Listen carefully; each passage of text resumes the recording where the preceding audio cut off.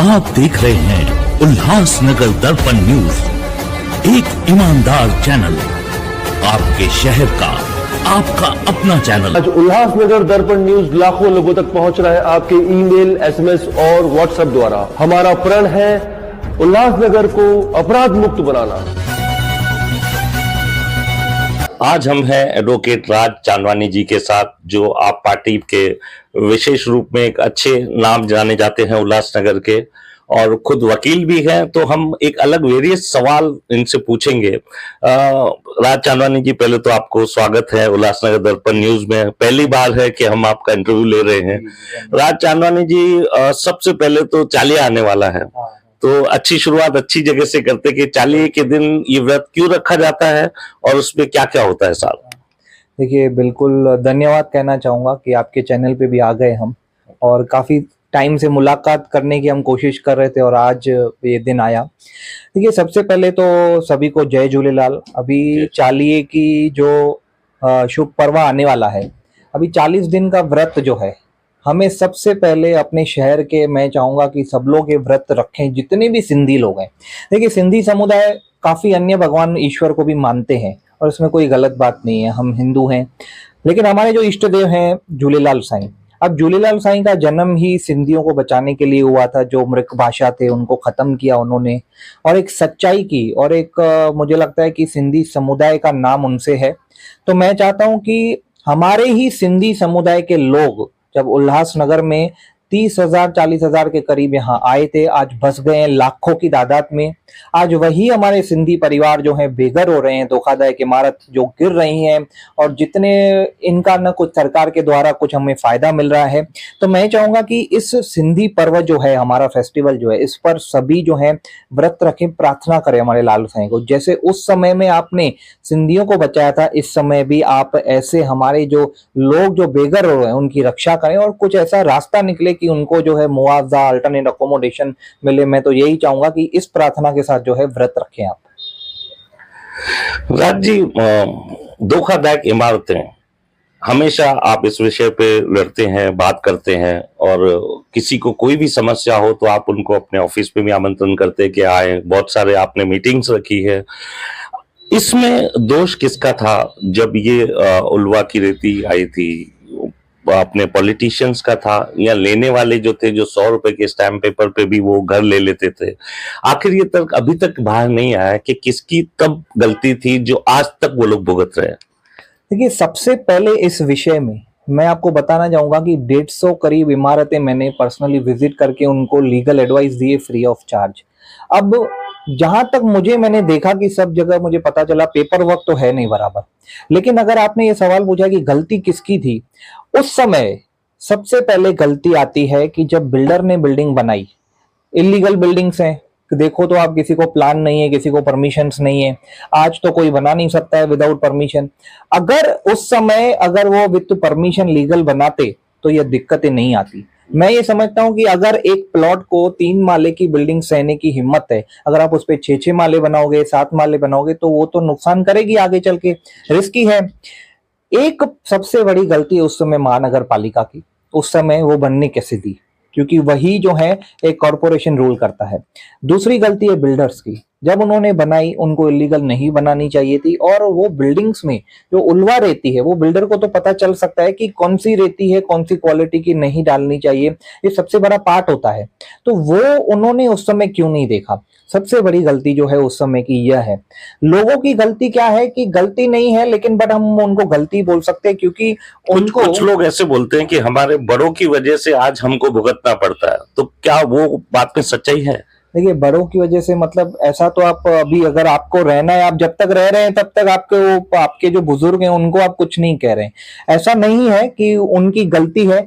देखिए, बुजुर्गों ने भी उस समय अगर लिया है तो कहीं ना कहीं उनकी मजबूरी होगी, या उनको कम दाम में उनको दे दिया होगा। देखिए, सबसे बड़ी इंपॉर्टेंट है कि उस समय लोगों के पास अवेयरनेस नहीं थी, जानकारी नहीं थी कि हमें 100 रुपए के स्टैम्प पेपर पे नहीं लेना है। तो वो न उस समय मीडिया थी, न उस समय व्हाट्सएप था, न उस समय मोबाइल था, तो उनको पता नहीं था। तो इसलिए मैं उनको दोष जो है कम देता हूँ, सरकार को दोष ज्यादा देता हूँ। अभी जो नई सरकार हमारी आई है, बीजेपी सरकार है, हमारे खासदार श्रीकांत शिंदे जी हैं, उनसे आप कुछ उपेक्षा रखते हैं कि वो उनके आने के बाद कुछ बदलाव आएगा या कुछ आया है? देखिए, मेरी तो हमारी उपेक्षाएं जो हैं, उम्मीदें जो हैं, हमने डे वन से कहा था।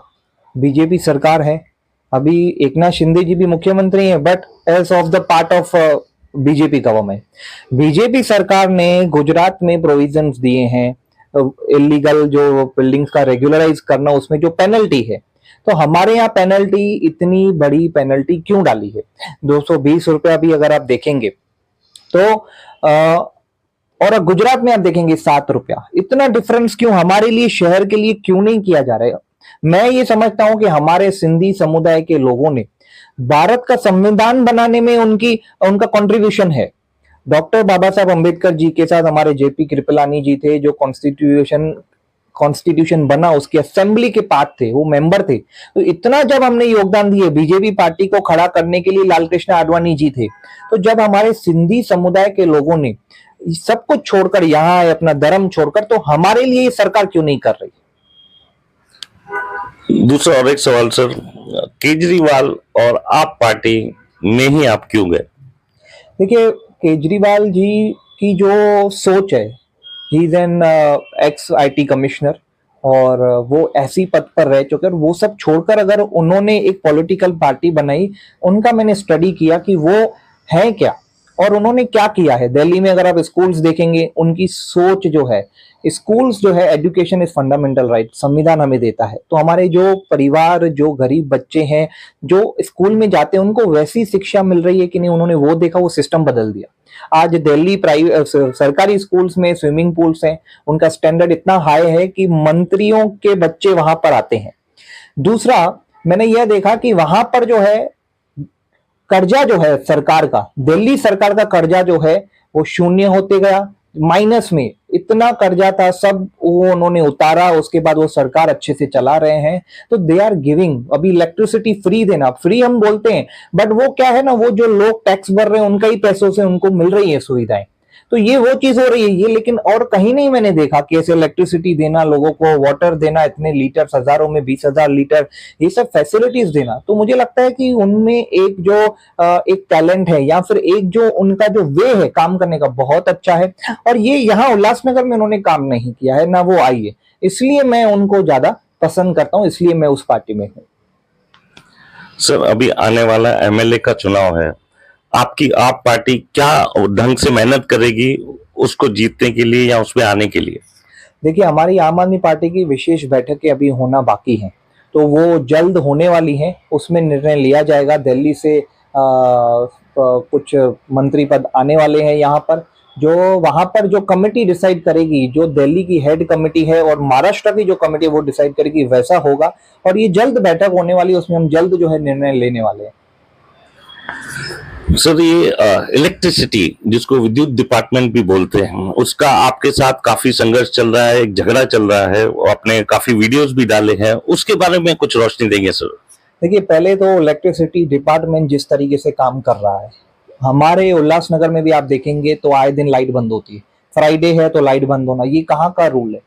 जबकि इलेक्ट्रिसिटी मिनिस्टर ने नोटिस निकाल के, हमारे वीडियोस देखेंगे उसमें हमने बताया है, पब्लिक नोटिस में बताया है कि इलेक्ट्रिसिटी हमारा फंडामेंटल राइट है। अगर आपको नहीं मिलती है 24/7, तो आप वहां से कंज्यूमर कोर्ट जा सकते हैं, आप कंपेंसेशन मांग सकते हैं। इतने पावर्स हमको दिए गए हैं, राइट्स दिए गए हैं मतलब। तो यहां पर ये क्यों? सिर्फ आप कल्याण जाइए, अंबरनाथ जाइए, आप अगर मेरे साथ भी चलेंगे, मैं आपको दिखाऊंगा 24/7 इलेक्ट्रिसिटी। अब हम अगर इनको कुछ पूछते हैं तो रिपेयरिंग चालू है, मेंटेनेंस, ठीक है, एक दिन समझ में आए। एवरी फ्राइडे आप छोड़िए, थर्सडे, वेडनेसडे, मंडे, कभी भी लाइट बंद। हम कोर्ट में जाते हैं, उल्लासनगर कोर्ट में आप देखेंगे मंडे लाइट बंद।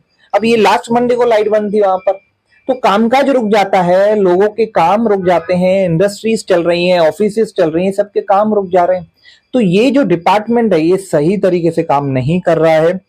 दूसरा, आपने देखा होगा कि स्मार्ट मीटर्स आ रहे हैं। अभी स्मार्ट मीटर्स का हम विरोध क्यों कर रहे हैं? क्योंकि ये प्रीपेड हो जाएंगे।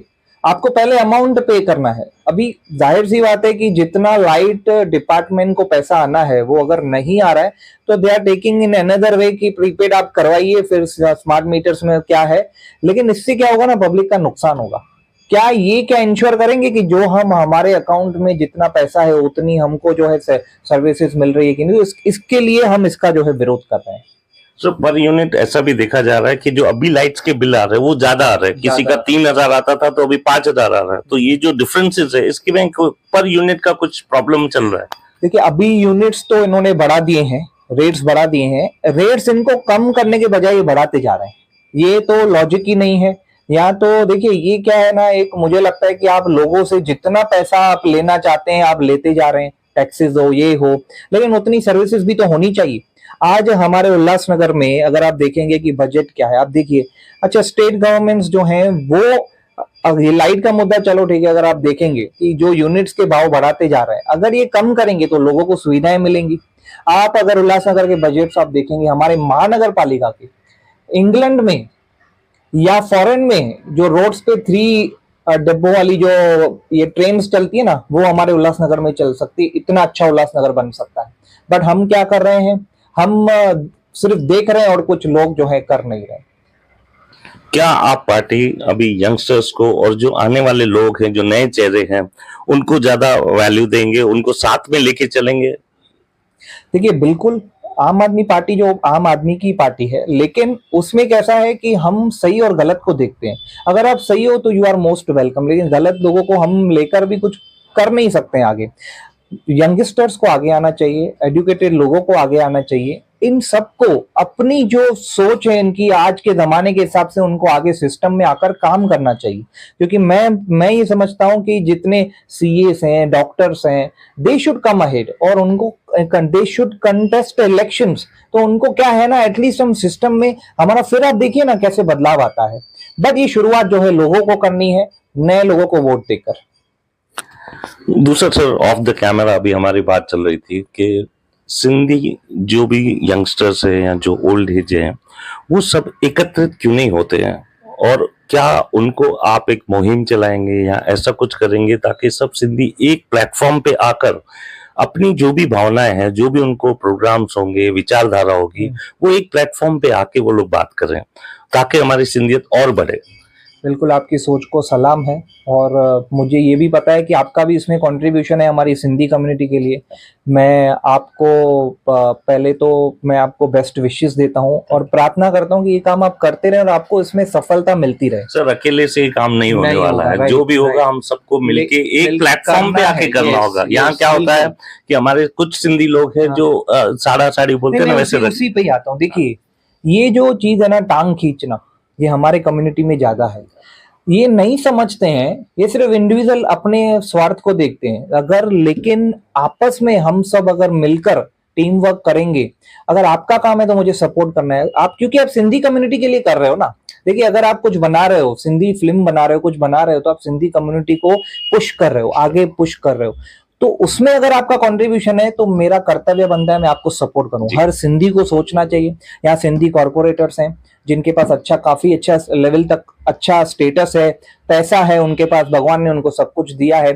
सिंधी लीडर्स हैं, बहुत सारे लोग हैं, सिंधी एक्टर्स हैं। इन सबको आगे आकर, खास करके उल्लासनगर में, ये जो माइनस पॉइंट है, हमारे जो ड्रॉबैक है हमारे कम्युनिटी में, इसको खत्म करके हम सबको साथ में आगे आकर सिंधी कम्युनिटी के वो ध्यान देकर आगे बढ़ना चाहिए, टीम वर्क करना चाहिए। सर, महाराष्ट्र में मेरे कुछ मित्र हैं, मेल फीमेल हैं, जो काफी सालों से आर्टिस्ट हैं। उनको महाराष्ट्र गवर्नमेंट ने, अपने सीएम ने एक अलग से अलॉट करके उनको घर दिए हैं कि आप आर्टिस्ट हो, आपकी हमको कदर करनी है, और एक ऐसी जगह दी है कि आफ्टर रिटायरमेंट या उनकी हेल्थ कभी इश्यूज रहते हैं तो उनको एक अपना घर दिया है, भले 1 BHK का, 2 BHK का। ऐसे हमारे सिंधियों को घर क्यों नहीं दिया जाता है सर? क्या आप उसके खिलाफ भी थोड़ा लड़ेंगे? नहीं, बिल्कुल लड़ना चाहिए और ये राइट्स है, हमारे भी राइट्स है। अगर किसी को, कलाकार को अगर इतनी इज्जत मिल रही है तो हमारे कलाकारों को भी मिलनी चाहिए। ऐसा एक एसोसिएशन आप बनाइए, आप लोगों को इकट्ठा करिए। लीगली क्या करना है उस पे हम जो है लेटर्स इश्यू करना, वो भी जो करना है हम वो बिल्कुल करेंगे और ये हमको करना ही चाहिए। हमारा कर्तव्य, हमारी ड्यूटी समझना चाहिए कि ये हमारी ड्यूटी है हमारे कम्युनिटी को प्रोटेक्ट करने। अभी मैं आपकी जानकारी के लिए बता दूं जिस समय जो सिंगर थे कैलाश खेर, इन्होंने कहा था कि सिंध हटाओ, कौन सी ये इसमें से इसमें से महाराष्ट्र, हाँ, गुजरात, सिंध, नेशनल इसमें से नेशनल एंथम में से जब इन्होंने कहा कि सिंध हटाओ तो हमने इनको लीगल नोटिस इशू किया। जब सुप्रीम कोर्ट ने कहा है नहीं हटा सकते तो आप कौन है बोलने वाले, और आप ऐसे कैसे बोल सकते? सिंध पाकिस्तान में है। बाद में माफी भी मांगी थी। फिर उन्होंने हमें रिप्लाई भी दिया हमारे नोटिस का। उन्होंने यह भी कहा कि ये मैंने पाकिस्तान को कंसीडर करते हुए कहा था, लेकिन सिंधी कम्युनिटी से मेरा कोई भी ये नहीं है, पर अगर ठेस पहुंची है तो हम माफी मांगते, ऐसा उनका मेरे पास लेटर है रिटर्न। हम लोग को वो तो यही चाहिए ना। देखिए अगर कोई चाहता है माफी मांगता है तो हमें दे देना है, लेकिन हमको यह देखना है कि हमारी सिंधी कम्युनिटी के लिए सारे लीडर्स को एकत्रित होना बहुत जरूरी है, बहुत जरूरी है। और ये तभी हो सकता है जब हम यूनिटी में काम करेंगे। सर और भी ऐसे स्कूल्स देखे गए हैं, इंग्लिश स्कूल्स, जहां पर उनका जब भी फेयरवेल प्रोग्राम होता है या फंक्शन, एनुअल फंक्शन होता है, वहाँ सिंधी के गाने नहीं दिखाते हैं। जो सिंधी छेज है, सिंधी प्रोग्राम्स है, सिंधी हमारे फोक स्टोरीज है, वो नहीं बताते।